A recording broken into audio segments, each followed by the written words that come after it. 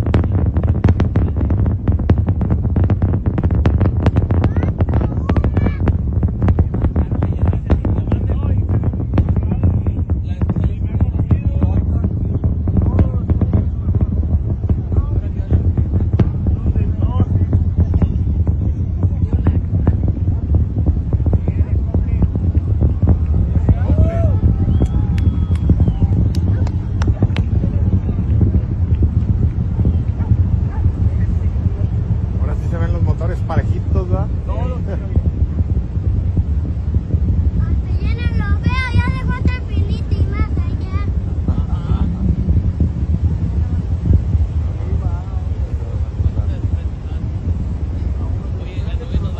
Karima asal Pekalongan, Jawa Tengah ini mendapatkan penghargaan silih berganti dari para petinggi Timur Tengah setelah rudal buatannya bisa menembus pertahanan musuh tanpa terdeteksi. Karima heran dengan para petinggi di Timur Tengah yang tidak pernah melakukan korupsi. Bahkan para pejabat di sana gemar memberikan apresiasi kepada orang yang berprestasi. Karima sedih teringat kepada para pejabat di negara asalnya yang takut miskin, bahkan tega membikin kebijakan yang membuat rakyat menderita. Menurut Karima, jika kekayaan Indonesia dikelola dengan benar, maka pengangguran pun di Indonesia akan mempunyai uang bulanan yang sangat presisi jika tidak ada pejabat yang korupsi. Apakah kamu setuju dengan pendapat Karima tersebut? Serangan Iran bertubi-tubi dengan seketika menghancurkan mimpi tentang negara aman Israel di Timur Tengah. Ribuan warga Israel pun sudah banyak yang meninggalkan wilayah jajahan itu karena merasa tidak aman lagi. Serangan Iran menegaskan Israel hidup dalam realitas kerentanan berlapis, fisik, ekonomi, psikologis, dan strategis. Mimpi negara aman kini digantikan oleh kenyataan baru. Negara siap menghadapi ancaman berkelanjutan, bukan aman dari tiap ancaman. Citra Israel juga telah hancur di mata dunia internasional setelah rezim penjajah itu membantai lebih dari 55.000 warga Palestina di jalur Gaza.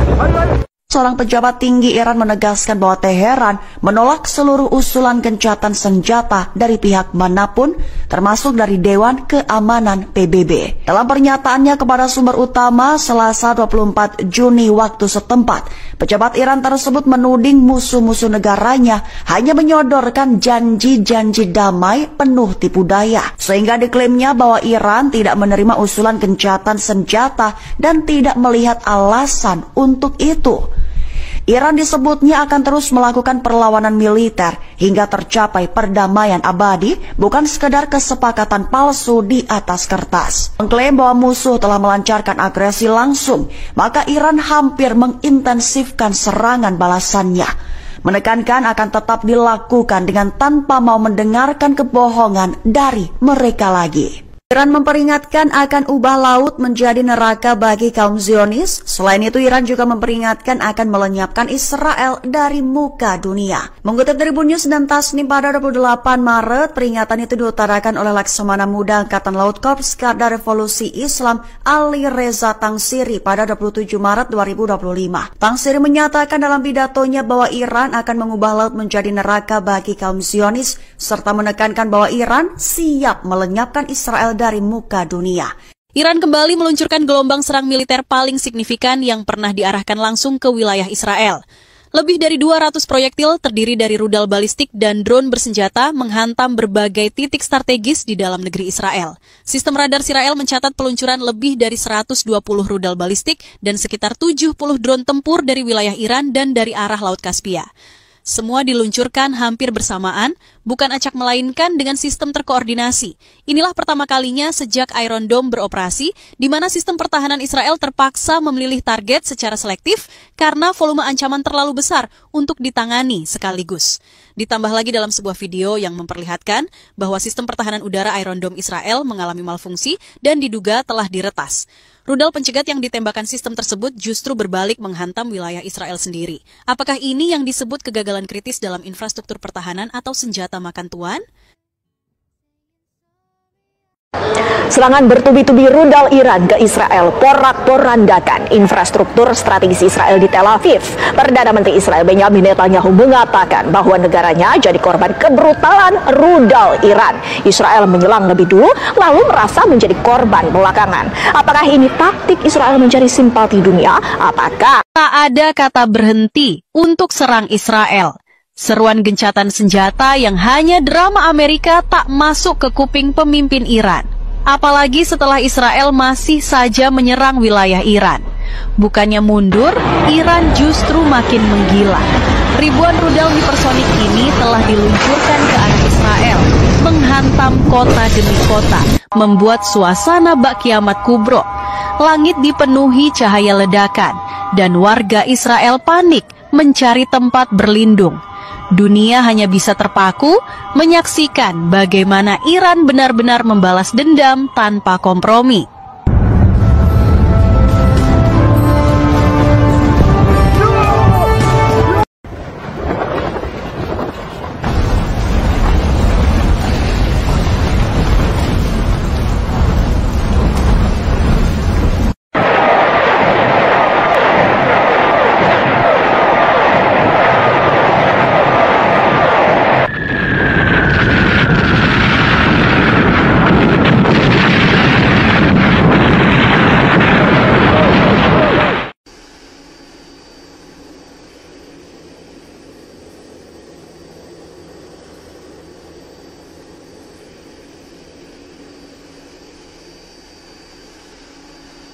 Ini bukanlah Gaza, tapi ini adalah Israel. Ya, kalian tidak salah dengar.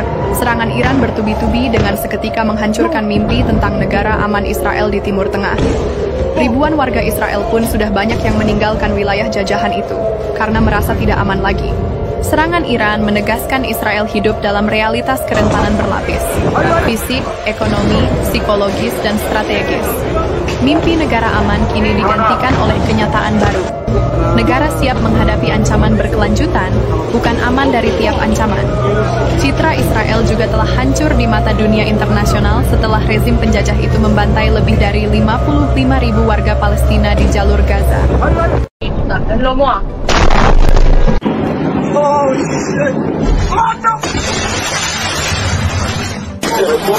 Ini Iran benar-benar gila dan hancurkan kantor Presiden Israel, di mana setelah Israel melanggar perjanjian gencatan senjata dan serang ibu kota Iran, yaitu Teheran. Iran tak tinggal diam dan langsung serang kantor Presiden Israel dan 3 kota di Israel, di mana serangan balasan Iran ke Israel yang hancurkan kantor Presiden Israel yang terletak di lingkungan Talbiyah Yerusalem harus hancur karena serangan balasan rudal Iran. Bahkan, serangan balasan rudal Iran ke Israel menewaskan 7 tentara pengawal dan penjaga Presiden Israel, yaitu Isaac Herzog. Tak hanya itu, Presiden Israel, yaitu Isaac Herzog, mengaku ketakutan karena rudal Iran hancurkan kantor Presiden Israel.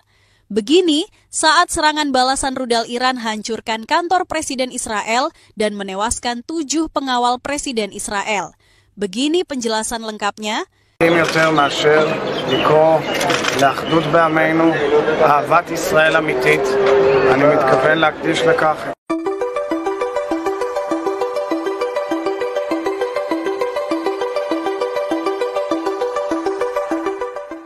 Israel kini babak belur hadapi 3 negara dengan senjata nuklir sekaligus. Nasib Israel benar-benar di ujung tanduk. Setelah luluh lantak diserang Iran, kini penderitaan Israel berlanjut. Pasalnya ada 2 negara lain yang menyatakan siap menyerang Israel. Dan parahnya, 2 negara tersebut sama-sama memiliki senjata nuklir. 2 negara yang mengikuti langkah Iran membombardir Israel adalah Pakistan dan Korea Utara. Pakistan menyatakan solidaritas sesama negara muslim. Apabila Israel menyerang Iran dengan senjata nuklir, maka Pakistan pun akan melepaskan nuklirnya ke kota Tel Aviv. Hal yang sama juga disampaikan Korea Utara. Meski bukan negara muslim, Korut tetap menyatakan dukungannya kepada Iran. Dukungan itu didasari hubungan diplomatik kedua negara. Sehingga jika Israel menyerang Iran dengan senjata nuklirnya, maka Korut tidak akan segan melakukan hal yang sama. Atas perintah Kim Jong-un, Korut bersiaga menyerang Israel dengan rudal nuklirnya. Sampai kapanpun, Israel nggak akan benar-benar menaklukkan Palestina.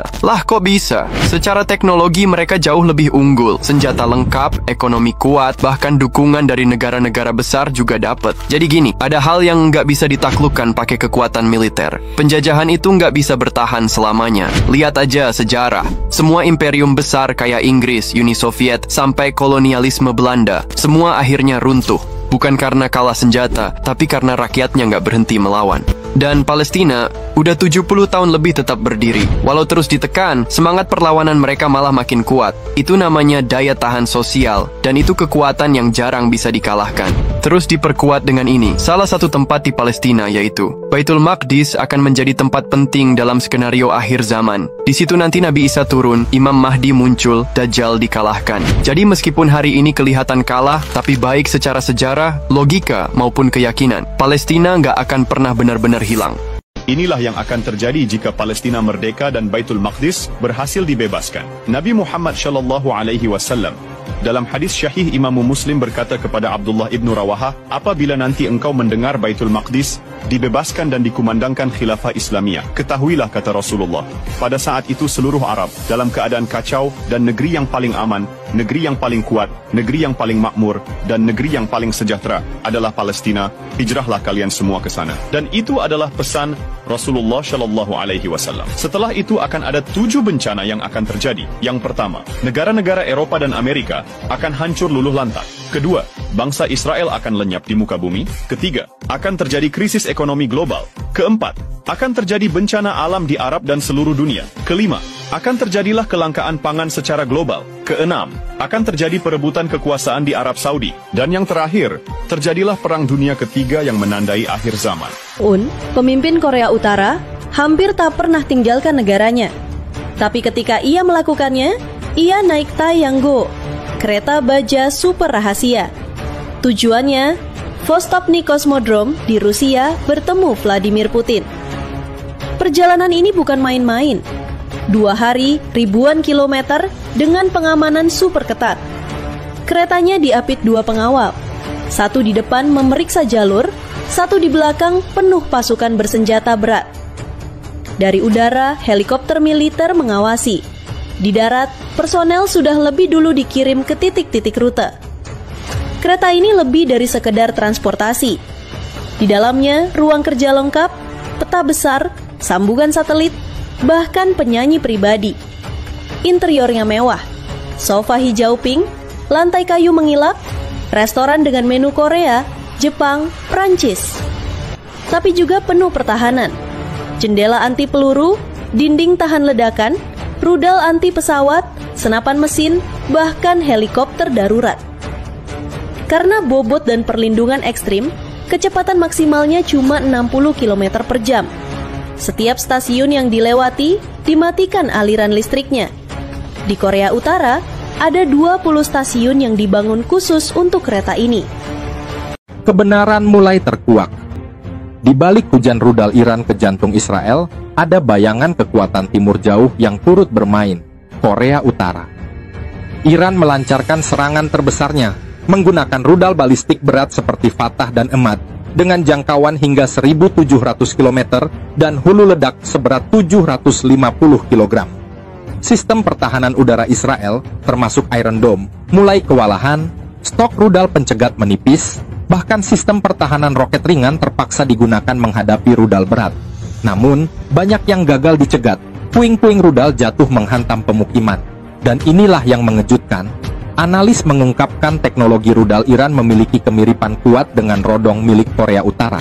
Artinya, Iran mungkin telah menerima transfer teknologi dari Pyongyang, sebuah kolaborasi antara dua negara yang dibenci Barat. Korea Utara mungkin tak muncul di berita utama, tapi dari balik bayangan, mereka membantu Iran menembus langit Israel. Ini bukan lagi sekedar konflik Timur Tengah, namun babak baru dalam pertarungan Blok Timur versus Barat. Pakistan dikabarkan akan melancarkan serangan dengan senjata nuklir ke Israel jika Tel Aviv nekat menyerang Iran juga dengan senjata nuklir. Hal itu disampaikan pejabat senior Korps Garda Revolusi Iran Jenderal Mohsen Rezai. Melansir laman cnnindonesia.com, Pakistan telah menyatakan dukungannya terhadap Iran pada Sabtu lalu. Pakistan juga menyerukan negara-negara Muslim untuk bersatu melawan Israel. Dukungan penuh Pakistan itu disampaikan langsung oleh Menteri Pertahanan Khawaja Asif di Majelis Nasional. Tahukah kamu bahwa menyerang Iran lewat darat hampir mustahil? Dalam sejarah, hampir tidak ada kekuatan besar yang berhasil menginvasi Iran, mulai dari bangsa Romawi, Turki, Mongol, Rusia, hingga Arab. Alasan utamanya adalah letak geografis Iran yang sangat sulit ditembus. Pegunungan tinggi seperti Zagros di barat dan Alborz di utara menjadi penghalang alami. Di bagian dalam wilayahnya, terdapat gurun luas seperti Dashte Kafir dan Dashte Lut yang menciptakan medan yang keras dan berbahaya, sehingga sangat menyulitkan serangan darat. Selama lebih dari 500 tahun, Iran tetap ada di peta dunia dengan batas negara yang nyaris tidak berubah. Banyak kekuatan besar pernah mencoba menguasai Iran, terutama karena posisinya yang sangat strategis. Iran terletak di pertemuan tiga benua, Asia, Eropa, dan Afrika, menjadikannya titik penting dalam perdagangan, penaklukan, dan pengaruh kekuasaan. Menguasai Iran berarti menguasai pintu penghubung antara berbagai kekaisaran. Selain itu, Iran juga dikelilingi oleh 3 perairan penting, Laut Kaspia di utara, Teluk Persia di selatan, dan Teluk Oman di tenggara. Yang paling penting, Iran menguasai salah satu sisi Selat Hormuz, jalur laut sempit yang menjadi titik penting perdagangan energi dunia. Sekitar 20% minyak dan gas dunia melewati selat ini, yang menghubungkan Teluk Persia dengan Laut Arab. Karena itulah, posisi geografis Iran sangat penting bagi keamanan energi dunia.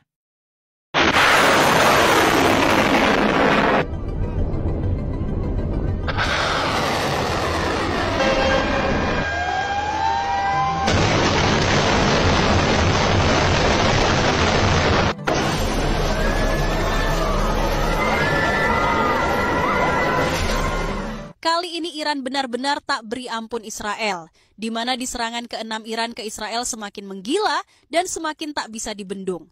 Di mana di serangan ke-5 Iran menghancurkan 3 kota Israel. Namun di serangan ke-6 Iran tak lagi hancurkan kota-kota di Israel.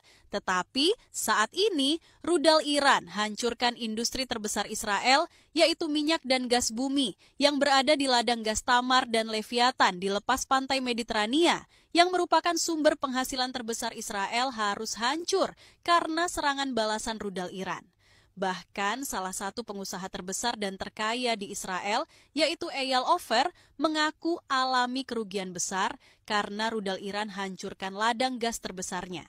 Begini saat rudal terbaik Iran lumpuhkan industri Israel. Warga Amerika turun ke jalan, mereka teriak, kami tak mau mati demi Israel. Demo besar-besaran meledak di Amerika. Rakyat menolak keputusan Presiden Trump yang menyeret AS ke dalam perang melawan Iran demi kepentingan Israel. Padahal secara konstitusi, seorang presiden harus mendapatkan persetujuan Senat sebelum menyatakan perang. Tapi Trump ngeyel. Hal ini juga melanggar pasal 51 Piagam PBB yang melarang agresi tanpa serangan awal. Iran berhak membela diri. Publik AS tak lupa 4.487 tentara gugur di Irak akibat keputusan gegabah yang mirip. Kini mereka berkata tegas, kami tidak mau peristiwa berdarah itu terulang. Bahkan pemimpin dunia seperti Putin dan Xi Jinping sudah memperingatkan, jika AS terus memprovokasi, konsekuensinya bisa tak terbayangkan. Waduh.